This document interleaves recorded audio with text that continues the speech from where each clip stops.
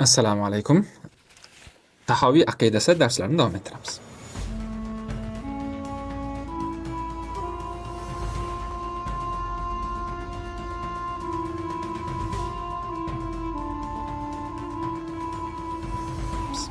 Biz Alloh subhanahu va taoloni gapirish sifati, kalom, Qur'on, vahiy haqida gaplashyapmiz. Demak, aytdikki, doim Qur'oni Karim atrofida qiyluqonlar, mishmishlar bo'lgan, e'tirozlar, da'volar, boshqalar bo'lgan. Lekin Qur'oni Karimni atroflicha o'rganib, uni tushunib, o'zini kontekstida, o'zi aytgan bir uslubda taassublikni surib qo'yib, xotirjam bir mantiq, sof qalb bilan o'ylab ko'radigan bo'lsa, albatta Qur'oni Karim to'g'ri yo'lga boshlaydi. Inna hazal Qur'ana yahdi lillati hiya aqwam. Albatta bu Qur'oni Karim ishlarning eng to'g'risiga boshlaydi deydi. Faqat bu ishda nima kerak? Turli xil xorijdan keladigan bir mutaassiblik yoki ma'lum bir ideologiya asosida o'qish, xo'p, yoki ma'lum bir o'zining tushunchasini tiqishtirib o'qish yoki qalbda bir kek, adovat yoki unda xato topishlik uchun o'qir ekan, tabiiyki hech qaysi, nafaqat Qur'on, hech qaysi bir kitob o'zini sirlarini ochmaydi. Bo'lib ham kalomulloh, Alloh taoloning kitobi. Demak, bunga Qur'oni Karimga mantiqiy ravishda turli xil kishini qarorlariga ta'sir qiladigan omillarni chetga surib qo'yib, ochiq qalb bilan obyektiv yondashib ko'rsa, albatta bu Qur'onni xatolardan xoli ekanligini ko'radi. Va bu kabi ishni ulamolarimiz musulmonlarga hidoyatchi bo'lib kelyapti. Ya'ni 14-15 asrdan beri Qur'oni Karimni sevgan, unga mehr qo'ygan, muhabbat qo'ygan kishilarga Qur'oni Karim hidoyat mayog'i bo'lib kelyapti. Qur'oni Karimni sevib, uni bir hayotining asosiy mazmuni, bir kunining gultoji qilgan biror bir kishi yo'qki, illo u aziz, illo u qalbi munsharih, qalbi Qur'onga bog'langan, hidoyatga ochiq, Alloh taoloning inoyatida. Va buni ulamolarning bir hobbisi desak ham bo'ladi. Vali zotlarning eng yaxshi ko'rgan kitobi, eng yaxshi ko'rgan ishi desak bo'ladi. Ya'ni 14-15 asrdan beri bundan o'qigan inson, haligi shartlar bilan ko'rgan inson hidoyat top kelyapti. Nima uchun endi ba'zilar hidoyat topmayapti, bosh qilyapti? Yo'q, muammo sir shundayki, unga qaysi ko'z bilan qarashlikda. Mashoyixlarimizni biri aytadilar, Alloh umrlarini uzoq qilsin. Aytadilarki, Qur'oni Karim odatlari bir kunda 5 juz o'qish, 5 pora o'qish. Va u ham bo'lsa ham bomdoddan oldin. Himmatni qarang, bomdoddan oldin 5 juzini o'qib oladilar, 5 porasini o'qib oladilar har kuni va bir haftada bir marta xatm tugatadilar. O'sha kishi aytadilarki, men bu dunyoda nimaga erishgan bo'lsam, hop, o'zlari katta olim, juda ham ko'p kitoblar muallifi, yuzlab, minglab talabalarning ustozi.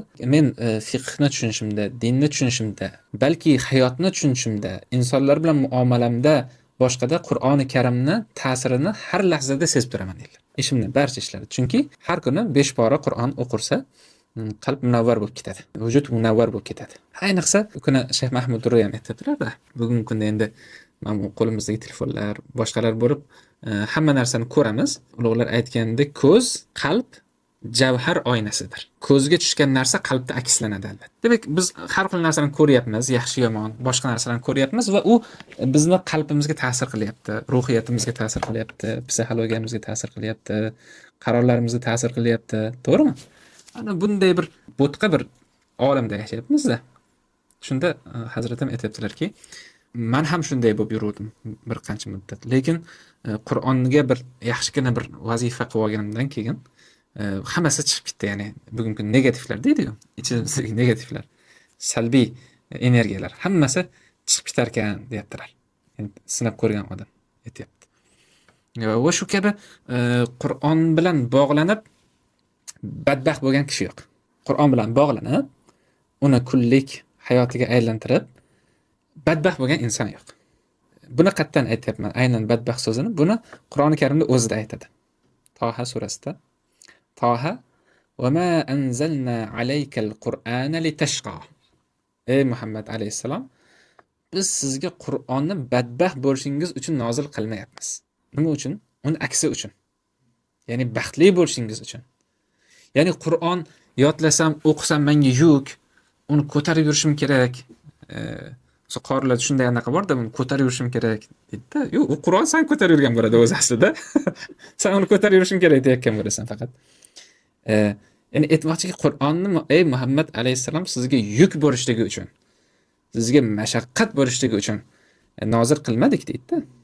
Qur'oni Karimda mashaqqat yo'q. Qur'oni Karimda baxtsizlik yo'q. Qur'oni Karimda faqat baxt bor. Eng muhimi ichki baxt, eng muhimi sizni ichki dunyoyingizni go'zallashtirishi, Allohga bog'lashi va insonlardan keladigan ozorlar yoki dunyoning pasbalarlaridan keladigan qiyinchiliklar, boshqasi hammasiga Qur'onni tilovatini o'zi kalit bo'ladi. Tilovatini o'zi shifo bo'ladi. Shuning uchun Qur'oni Karimni nomlaridan biri shifodir. Nima uchun deydigan bo'lsa, haligi aytganimiz, Alloh bilan bog'langandan keyin eng katta dard ketadi. Eng katta og'riq ketadi.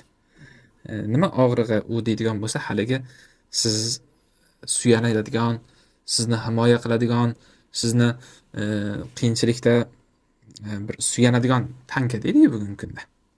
Inson doim ojizdir va doim yupanchga, suyanchga muhtoj bo'ladi. Va biz suyanch, yupanch deb o'ylagan narsalarimizni hammasi esa soxta. Zaif o'zimizga o'xshagan insonlar biz. Va shuning uchun eng katta suyanch, eng katta yupanch Alloh taoloning suyanchini his qilib turish. Alloh taoloning suyanchini his qilib turish.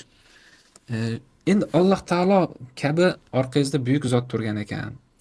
Har qanday qo'rqqaningizda ham unga iltijo qilasiz, yaxshi kuningizda ham, yomon kuningizda ham u bilan bir unga nola qilasiz, unga nido qilasiz, boshqa qilasiz. Mana bu narsa insonga katta kuch beradi, katta ruh beradi, katta duh beradi kerak bo'lsa. Tushunasizmi? Endi ana shunday suyanchi yo'qotib boshqalardan suyanch qidirib yurgan inson esa u suyanchlar soxta bo'lib chiqadi, keyin yig'lab yuradi. Nima xiyonat qildi, suyangan tog'ingda kiyik turmas, ishongan tog'ingda kiyik turmas. Bir balo bir bola keyin xafa bo'lib yuramiz insonlardan-da. Chunki biz suyangan insonlar o'zimiz kabi suyanchga muhtoj. O'zimiz kabi madadga muhtoj, o'zimiz kabi orqasida bir suyanib turadigan muhtoj. Endi esa orqangizda buyuk zot turganini bilsangiz, va niyatingiz xolis, amallaringiz to'g'ri bo'ladigan bo'lsa, Alloh taolodan buyuk suyanchig'i yo'q. Endi buni qanday qilib yo'lga qo'yasiz? Buni qanday his qilaman desak, ana shu. Kim agar Allohga xitob qilmoqchi bo'lsa, namoz o'qisin. Kim Alloh unga xitob qilishni istasa, Qur'on o'qisin deyshadi. Ya'ni murojaat qilib siz aytadigan gaplar bo'lsa, namoz o'qing, duo qiling. Sizga xitob qilinishligini istasangiz, Qur'on o'qing. Chunki Allohning kalomi-yu. O'qiganingizda siz o'zingizga mesajlarni qabul qilib olasiz.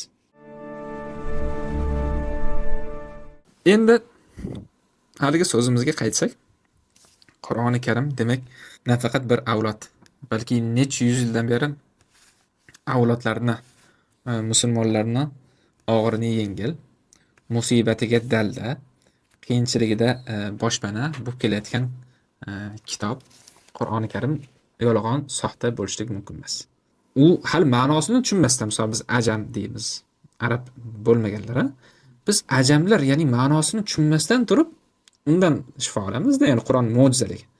Uni lafzlari-yu, so'zlari-yu, qiroati-yu, tajvidi-yu bizni bir odam bo'lib salohiyatli bo'lib turishimizga yetadi-da. Endi uni ma'nosini bilsangiz-chi. Tushunasizmi? Ma'nosini bilsangiz. Shuning uchun Qur'oni Karim ana shunday mo'jiza. Endi shuncha insonni asrlar bo'yi hidoyat qilib kelayotgan narsa, u yolg'on, soxta bo'lishligi mumkin emas. Buni amaliy dalil deyiladi. Ya'ni amaliyotda o'zini isbotlab bo'lgan. Amaliyotda boshqa unga isbot kerak emas. Tushundingizmi? Qur'oni Karim demak 14-15 asrdan beri amaliy yordam berib kelayotgani, uni to'g'riligiga dalil, eng katta dalillardan biri. Hop, endi shubhalar va bugungi kunda Qur'on atrofidagi mish-mishlar keladigan bo'lsak, ba'zilar aytadiki, nima deydi?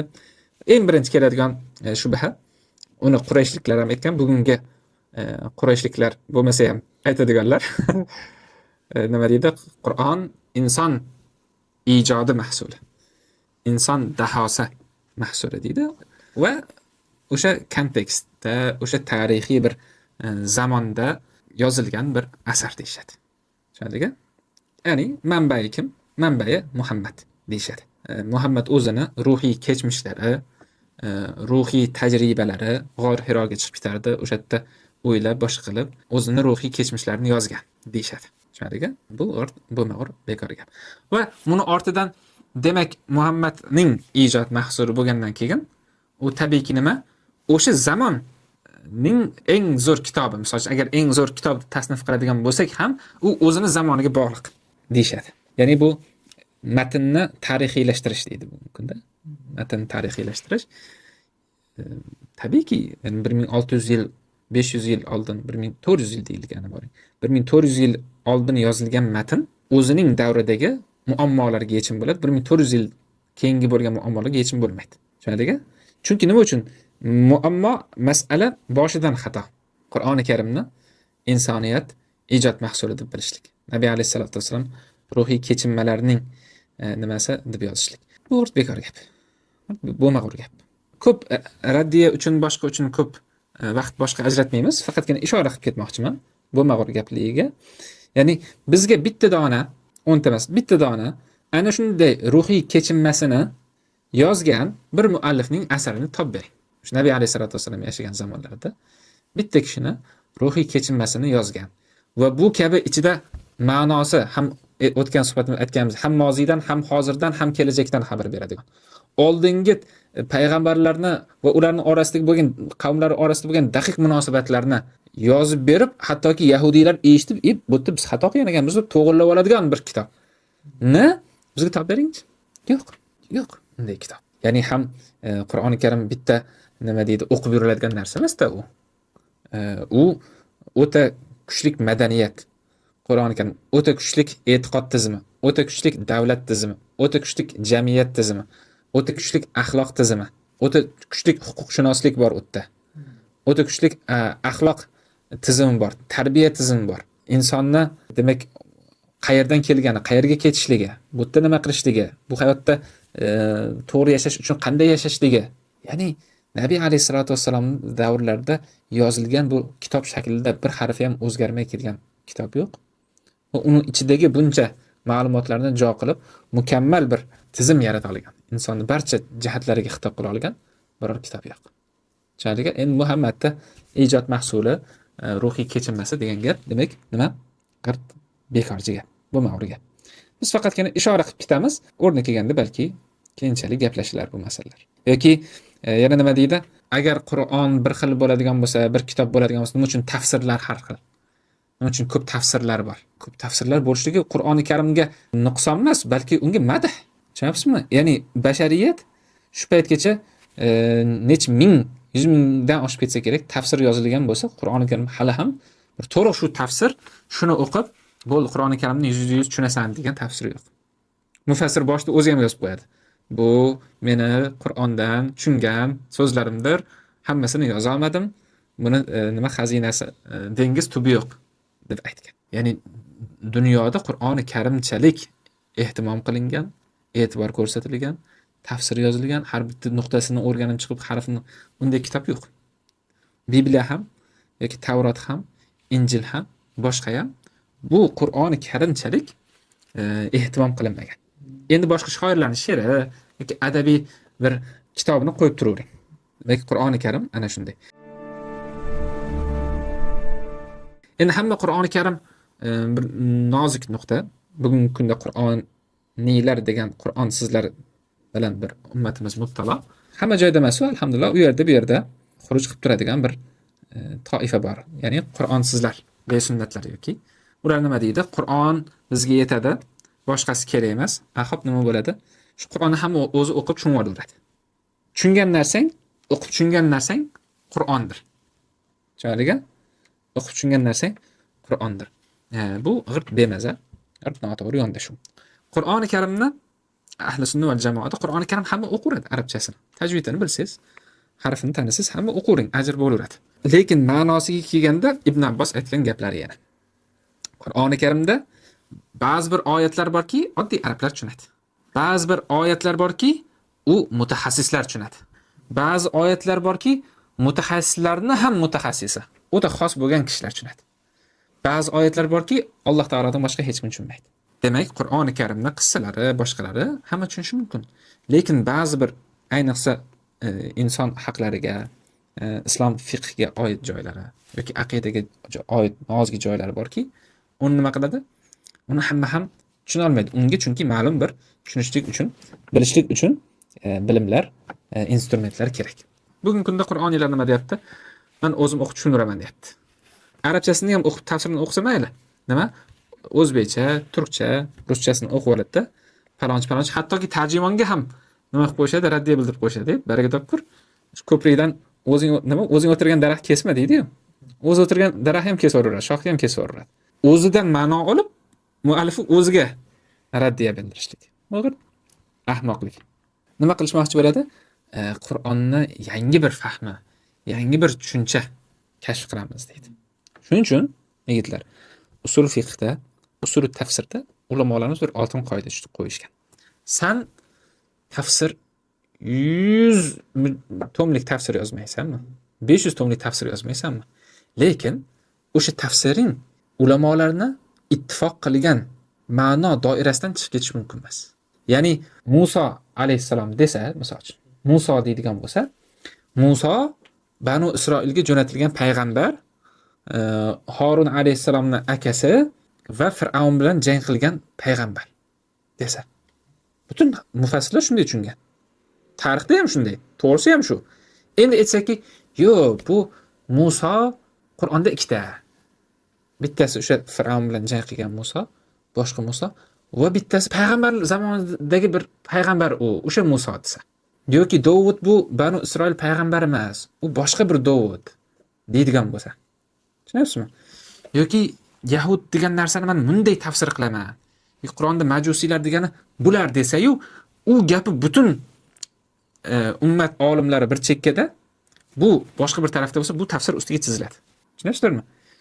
Ya'ni siz 1000 daho bo'lsangiz ham, lekin islom ummati, xosatan sahoba, tobiinlar ittifoq qilgan ma'nodan tashqariga chiqib ketamiz. Mumkin emas. Uni ijmo deymiz. Ijmodan tashqari tafsir qilish mumkin emas. Rad qilinadi. Primo ustiga chiziladi. Endi hozirgi Qur'oniyman degan Qur'onsizlar, nima uchun Qur'onsizlar deyapman? Qur'oni Karim o'zida nima? Ey Muhammad alayhisalom, siz Qur'onni tushuntirib berishingiz uchun, ochiqlab berishingiz uchun sizni yubordingiz deydi. Bular hech Qur'onni ochiqlash kerak emas, o'zimiz tushunib deydi. Ular Qur'on emas, Qur'onsiz ular. Qur'oniy bo'lganda Qur'onga amal qilardi. Ular nima deydi? Ular aytadiki, biz o'zimiz Qur'onni tushunib olamiz va har bir kishining tushungani to'g'ri. Tushunyapsizmi? Bu bunday tushunyapti. Men boshqa tushunyapman. Demak, obyektivlik yo'q bo'ladi, ish subyektiv bo'ladi. Hamma o'zi tushungani Qur'on va bu parokandalikka olib boradi. Va dinsizlikka olib boradi. Dinni yo'q bo'lishlikka olib boradi.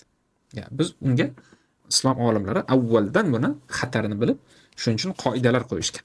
Hamma narsa qoida bilan bo'ladi. Bugungi kunda qarang. O'zbekiston konstitutsiyasi yoki ma'lum bir davlat konstitutsiyasini ochasizda, o'zingizcha tushunib olsangiz. O'zi bir moddani oldingiz va o'zingizcha tushunib oldingiz. O'zingizcha ma'no chiqarib oldingiz va u ma'no haligi konstitutsiyaning sharhlari, izohlari, kodekslarga to'g'ri kelmaydi. Sizda ana shu konstitutsiyadan xato tushunib olgan narsangiz ertaga unga xilof qilganingizda sizni qonundan yoki tuhmatdan, aybdan qutqaradimi? Yo'q. Ana shunday tushundim desa, birodar deydi. Uni tushunish o'zining uslublari bor. Uni mutaxassislari bor. Buni huquq olimlari bor. Konstitutsiyaviy sud bor bu yerda. Sen o'zingcha tushuna olmaysan deydi. Bu to'g'ri ham shu. Har bir matn o'zining qoidalari bilan tushuniladi. Bular ham o'tadi. Aljirab yo'q bo'ladi. Yoki ba'zi birlar nima aytadiki, diniy matnlar bu odamlarni manipulyatsiya qilish uchun ishlatiladigan narsa, ya'ni Qur'on ijtimoiy tizimni o'rnatish, insonlarni bir ya'ni davlat tuzish uchun nima qilingan? Muhammad payg'ambar tomonidan yasalgan, ijod qilingan deydi. Nima uchun? U kishi arablarning ichida buyuk davlat qurmoqchi bo'libdilar va shuning uchun Qur'oni Karimni o'zlari nima qildilar? Yozaman, boshqa qilaman, tizaman dedilar. Tushundingmi? Ya'ni ijtimoiy hukmronlik o'rnatish, insonlarni manipulyatsiya qilishlik uchun. Bu ham boshdan oxirigacha g'irt bekorchi gap. Nabiy alayhisolatu vasallamga siyratda bilasizlar, nima qilgan? Mushriklar Nabiy alayhisolatu vasallamga shu ishini qo'ygan, sana nima qilamiz? Qabilalarni bosh qilib qo'yamiz deyishgan. Qabilalarni bosh qilib qo'yamiz. Shu gapingni qo'y. Qur'on boshqa dema, din dema. Shu bizni ilohlarimizni sig'inurganda biz seni arablarni eng kattasi qilib qo'yamiz deyishgan. Nima deganlar? Oltinga barobar so'z aytganlar Abu Talibga, amaklarga. Agar bir qo'limga quyoshni, bir qo'limga oyni bersa ham bu yo'limdan qaytmayman deganlar. Ya'ni u kishi hokimiyat, hukmronlik, insonlarni boshqarish, davlat tuzish dardida bo'lmaganlar. Ana shunday. Demak, Qur'oni Karim Muhammad alayhissalomni ta'lifi emas, ijod mahsuli emas, balki Qur'oni Karim Muhammad alayhissalomga nozil bo'lgan va u kishi yetkazishga buyurilgan kishi. Vahiy esa Nabiy alayhissalatu vasallam ichki ruhiy holatlari emas, balki Allohdan kelgan haq xabar. Vahiy. Qur'on bu tarixiy bir matn emas, balki tarix ichida nozil bo'lgan ilohiy kalom. Tarixda nozil bo'lgan, to'g'ri, 14 asr oldin nozil bo'lgan. Lekin u Qur'oni Karim o'sha tarix uchun, o'sha zamon muammolarini hal qilib, boshqasini beparvo qoldirganmi? Yo'q, Qur'oni Karim butun ummat uchun, bashariyat uchun, hidoyat uchun nozil bo'lingan. Shunday. Bugungi kunda yana ozgina sizlarga qiziq bo'lgan bir shubhadan ham aytay. Bugungi kunda sun'iy intellekt rivojlanyapti, boshqa bo'lyapti. Sun'iy intellekt nima qila oladimi? Qur'on kabi bir kitob yoza oladimi?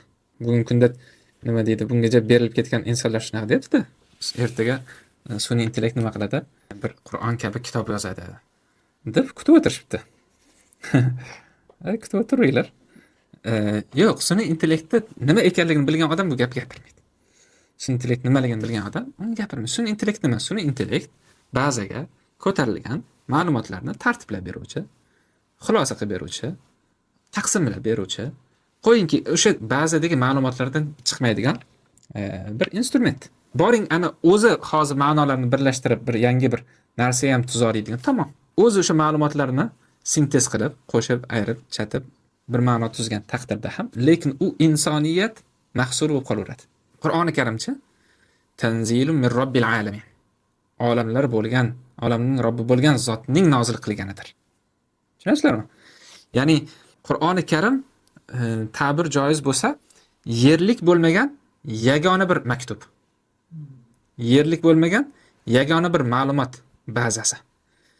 Yerlik bo'lmagan deganim, ya'ni yerning tashqaridan, xorijdan kelgan, import qilingan, yagona, ishonchli, o'zgarmagan, qo'limizda turgan narsa.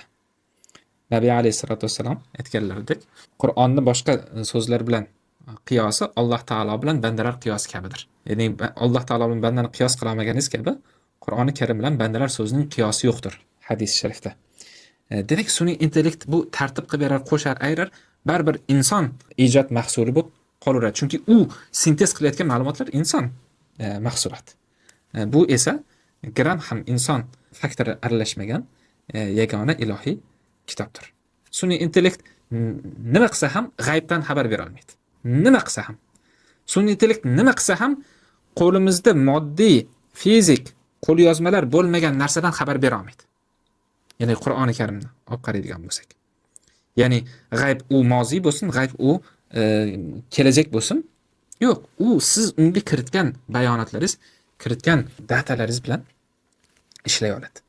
Lekin Qur'oni Karim esa g'ayb bo'lgan narsa haqida, ya'ni inson faktor aralashmagan ma'lumotlardan sizga xabarlar beradi. Buni esa qila olmaydi.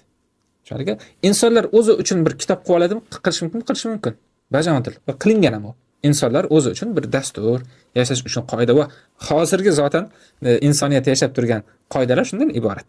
Qonunlar, qarorlar yoki konstitutsiyalar, boshqalar insonlar ilohdan xoli o'laroq o'zaro tuzib olganlari, kelishib olganlari qoidalar, axloq yoki huquq tizimlaridir. Shuning uchun sun'iy intellekt kitob insoniyatda bir yaxshi yashash uchun deylik yoki kiber xavfsizlik uchun yoki inson huquqlarini ta'minlaydigan bir kitob yozish mumkin. Zotan yozilgan bunday. Va hozir ham bor, ishlab turgan. Lekin Alloh subhanahu va taolodan bo'lgan bir narsa qila oladimi? Yo'q, u Allohning irodasiga bog'liq narsa. Shunliga va Qur'oni Karimni nima qildi? Alloh taolo oxirgi ummatning oxirgi risolasi, osmon bilan yerning oxirgi maktubi qilib nozil qildi. Ana shunday. Va bundan tashqari yana bir 15 ta 16 ta bir shubha tayyorlaganman, lekin Hammasini aytishga vaqtimiz yetmasa kerak balki. Inshaalloh boshqa bir suhbatlarda yana bularni bir o'rganib chiqamiz. Hozir esa shu o'rinda suhbatimizni yakunlaymiz. Ana shu bilan biz Imom Abu Ja'far Tahoviyni Alloh taoloning gapirish sifati, Qur'on, vahiy haqidagi mavzularni ko'rib chiqdik va unda ahli sunna val jamoani aqidasini bilib oldik. Assalomu alaykum va rahmatullohi va barakatuh.